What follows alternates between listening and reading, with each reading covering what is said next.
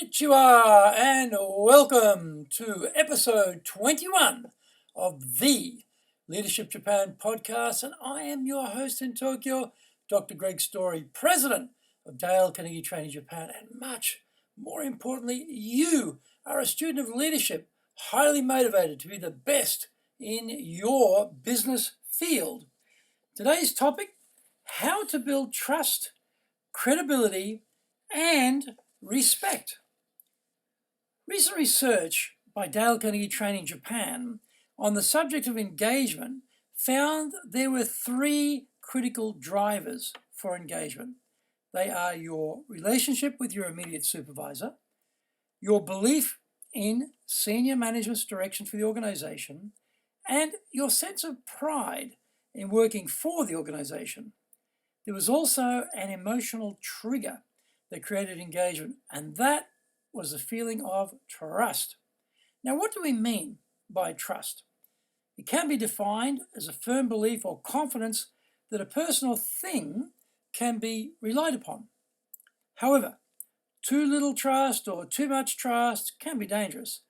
A healthy trust is when we use a balance of head and heart, facts and instinct to make good decisions and exercise good judgment. Some of the benefits which flow from working in a healthy trust environment include the following: greater job satisfaction, more engaged employees, improved productivity, less stress, more innovation, better quality customer interaction, and high staff retention rates. Trust, respect, and credibility are tightly interconnected. If you don't trust me, you will not view me as credible, nor will you respect me. If you don't respect me, you will not see me as credible or trustworthy. If you don't find me credible, you will not trust or respect me. What does distrust usually look like? There are 6 warning beacons. 1. Low morale and lack of motivation and initiative. 2. High absenteeism, lateness or turnover. 3. Guarded communication or an active gossip and rumor mill spreading false information. 4. An undercurrent of fear and worry amongst staff. 5. Cynical or suspicious behavior. And 6. Defensive or aggressive behavior and communication. Japan can be a tricky place to discern levels of distrust. As the boss, you can be guaranteed to be the last to know. It pays to chat informally out of the office with various members of your staff so they can tell you what's really going on. The boozy, bar-side chat is standard operating procedure amongst older generation Japanese. So they can tell their boss he's an idiot and later save everyone's face by blaming the demon drink. How do we restore trust?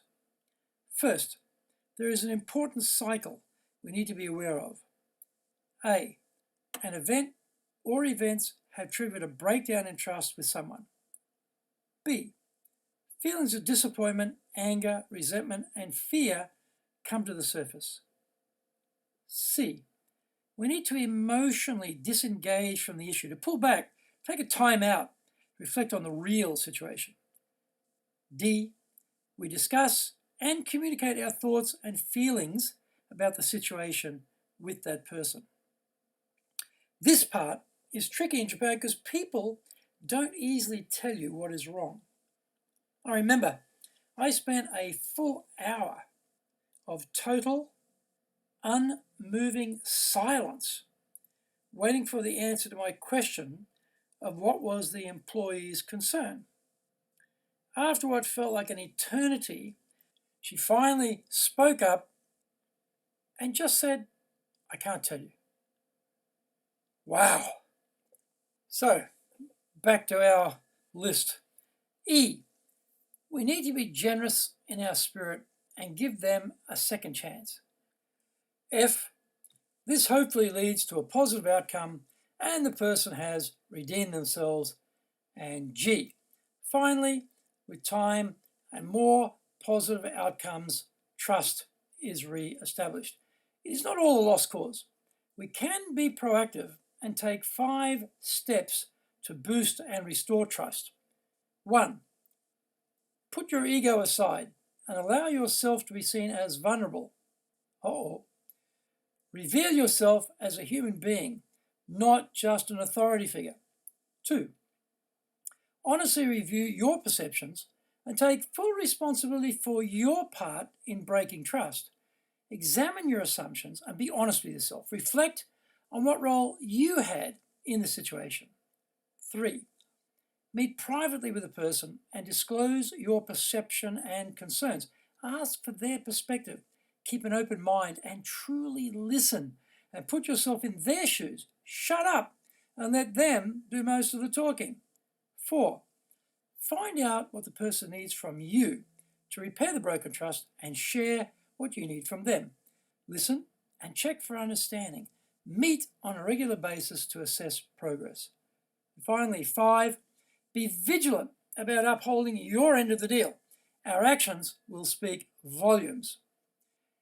Our communication expertise can amplify the good efforts we make or derail them. In ascending order of importance, consider these factors. How we look. The look on your face can be misinterpreted. Never forget, our staff are all expert boss watchers, scanning our face for our mood every day. Japanese bosses have a genetic disadvantage here because a Japanese boss' serious, concentrating face and an angry face look exactly the same in most cases. Make sure to check your own facial expression. Next is how we act. Our demeanor, our attitude, our character all communicate positives and negatives. What is our attitude towards this person? Maybe our body language is screaming at them, even though we haven't said a word yet. What about what we say? The words we choose, the facts we use, the stories we tell, the knowledge we access, these all play a big role in engaging the person. Finally, and most important, is how we say it.